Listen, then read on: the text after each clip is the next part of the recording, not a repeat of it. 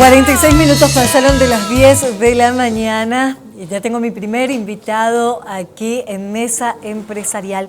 Quiero darle la bienvenida y agradecerle, además, por su presencia al doctor Luis Eugenio Villalba Pérez. Él es urólogo. ¿Cómo estás? Muchísimas gracias por venir, Luis.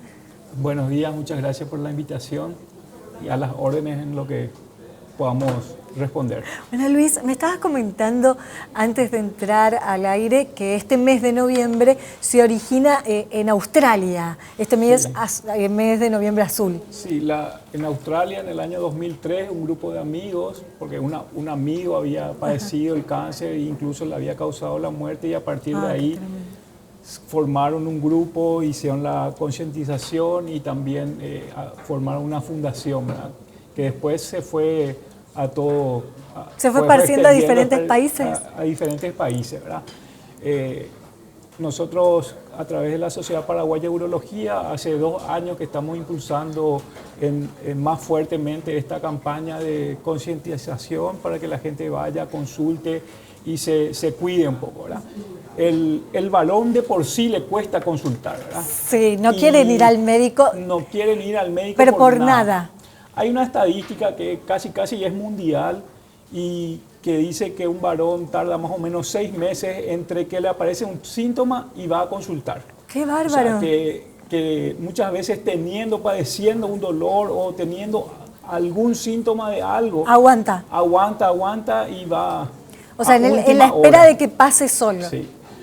Hoy día, después de tanta información y que se comparte y estas campañas, vemos que van a consultar, pero todavía encontramos muchos cánceres muy avanzados, que si consultaban 1 año antes, 2 años antes, cambiaba toda la historia del paciente y de la familia. Sí. Porque un cáncer no es un paciente nomás, arrastra a toda la familia. Todo quien los rodea. Y arrastra muchas veces a todo el grupo familiar, ¿verdad? Sí.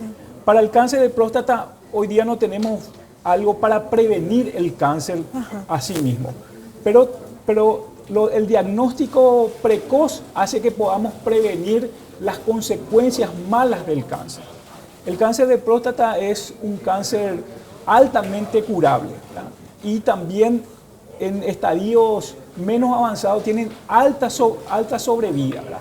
Tiene un 84-85% de sobrevida a 5 años. O sea que el paciente, desde que se detecta la enfermedad y no se puede curar, igual puede vivir más de 5 años con la enfermedad. Es uno de los menores, entonces, los cánceres menores. Claro, pero no todos los cánceres de próstata tampoco son iguales, ¿verdad?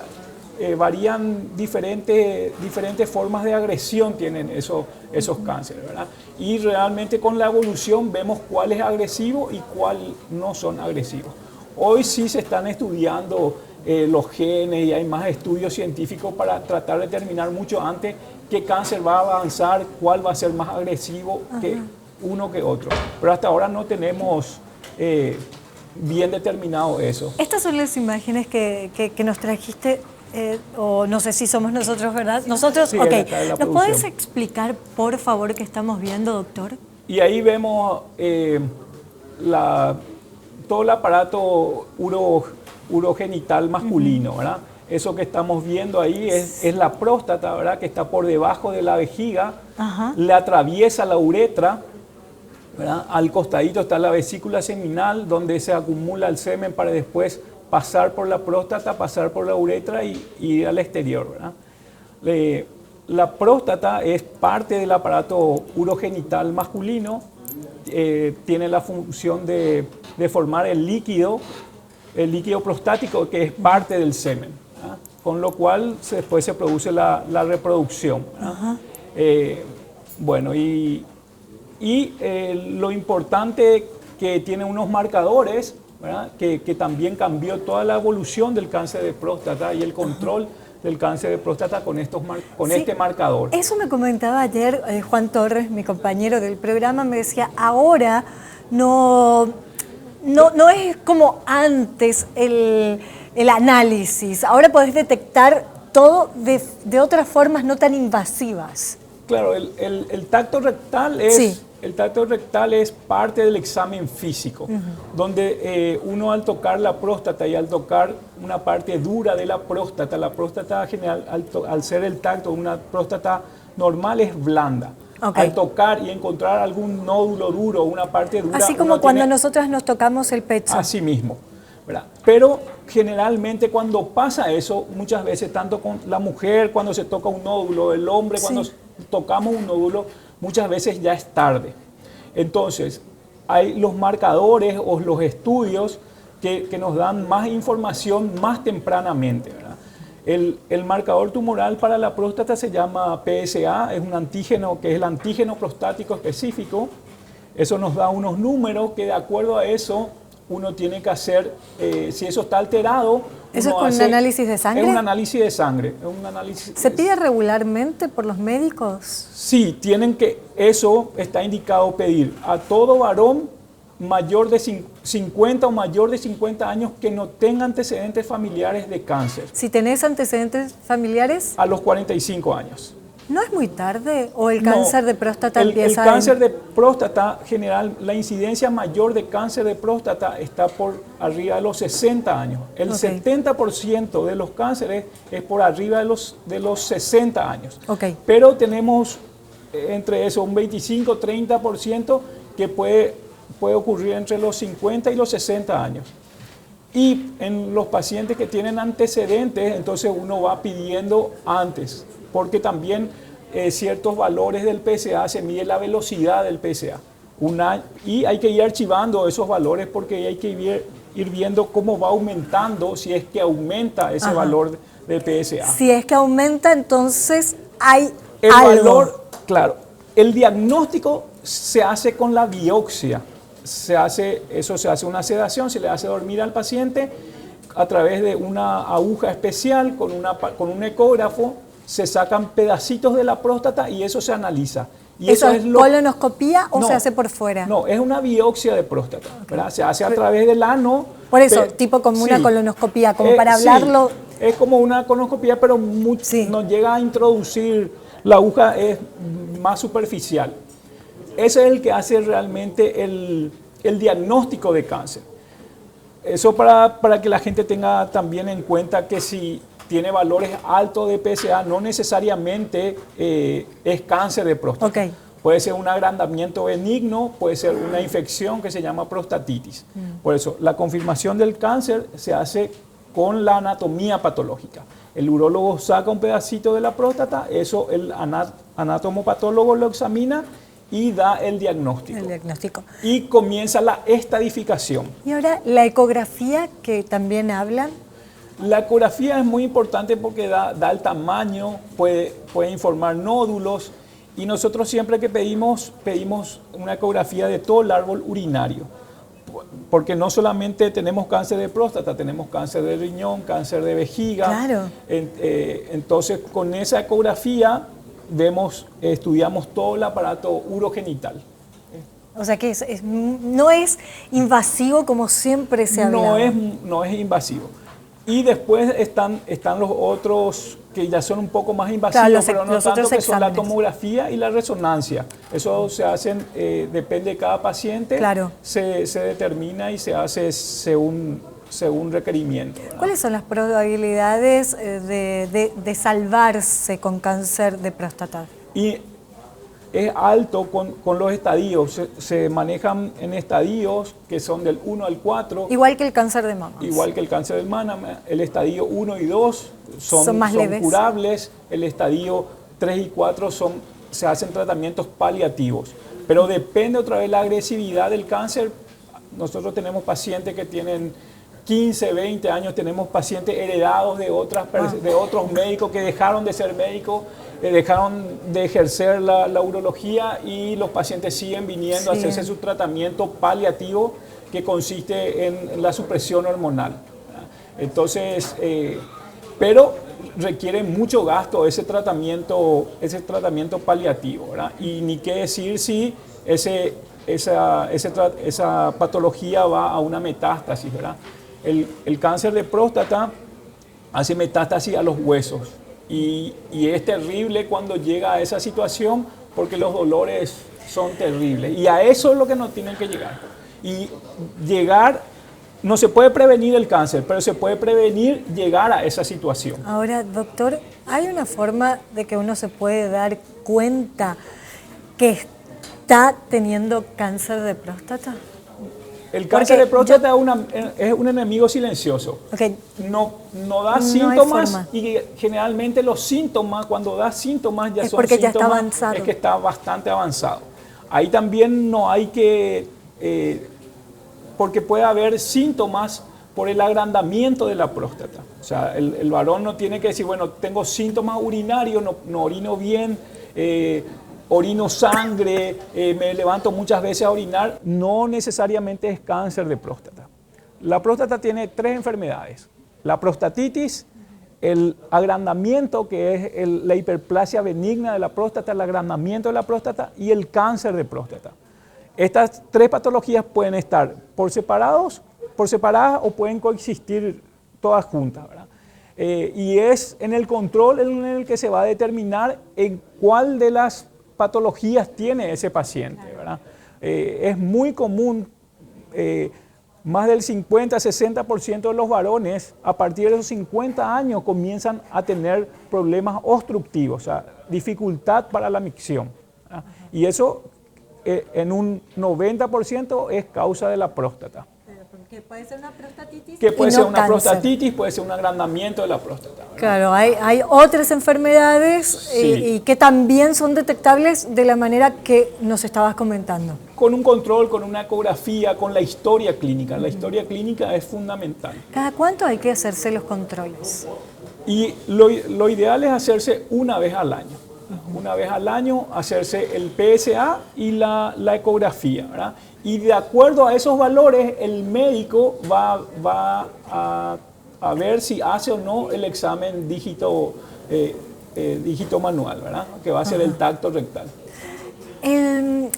Acá, bueno, yo la verdad me estoy enterando de muchas cosas y el gobierno o los gobiernos que tenemos en el país acompañan con los exámenes gratuitos para el hombre. Y realmente hay estos estudios, el PSA sí. Existe gratuitamente en nuestro país, ¿verdad? En todos los centros de salud hay los reactivos para hacerse el PAS, en el Instituto de IPS hay el reactivo para hacerse estos estudios, hay la ecografía y hay la... ¿Pero solamente en IPS, no hay en hospitales? En todos los hospitales públicos de nuestro país existe. No sé si en todos, pero en los centros más grandes, en los centros distritales, hay para hacerse el examen del PSA, que es un análisis de sangre. De sangre. ¿Y la ecografía? Y la ecografía también. Eso cuenta el...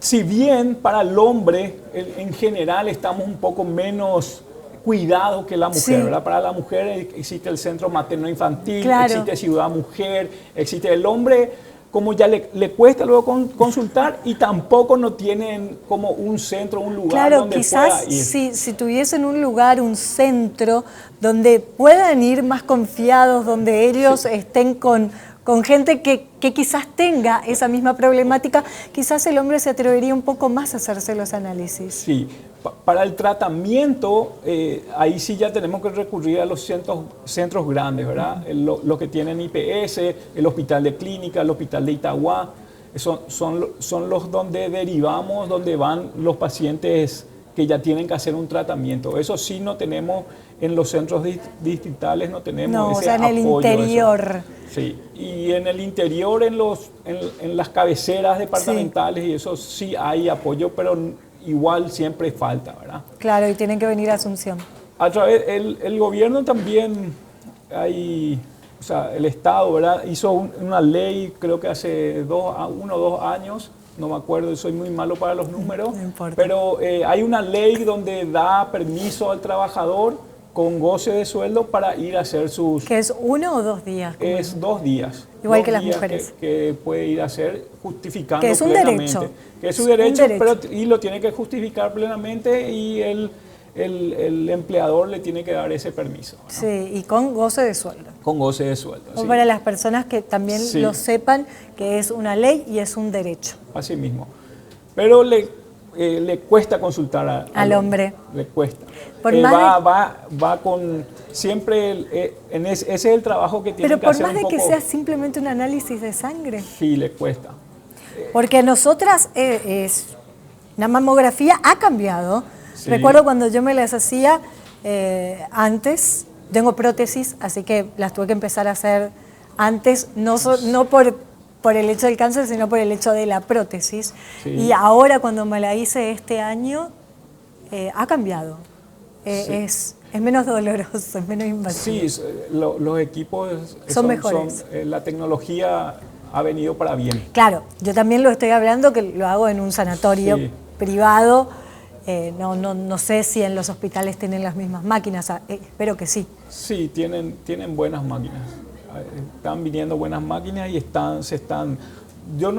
si bien yo estoy en el Ministerio de Salud solamente hago consultorio, no estoy en la parte que dirige y todo eso, no sé los detalles de eso, ¿verdad?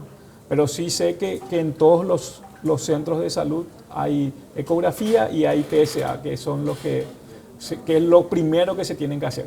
Mucho podemos hablar de la próstata, del cáncer de próstata y todo eso, pero lo importante que tiene que quedar es la que consulta. Tiene que ir a hacerse la consulta, tiene que hacer que no le van a hacer el tacto rectal de entrada, que no y le eso van es buenísimo que me hayas venido a explicar. Yo ayer me enteraba con mi compañero, me decía, mira, Flo, es esto, y me pareció, por Dios, es solamente un análisis de sangre y una ecografía. Es mucho más sencillo que lo que pasan las mujeres para hacerse sus controles anuales. Las mujeres vienen haciéndose desde los 15 años.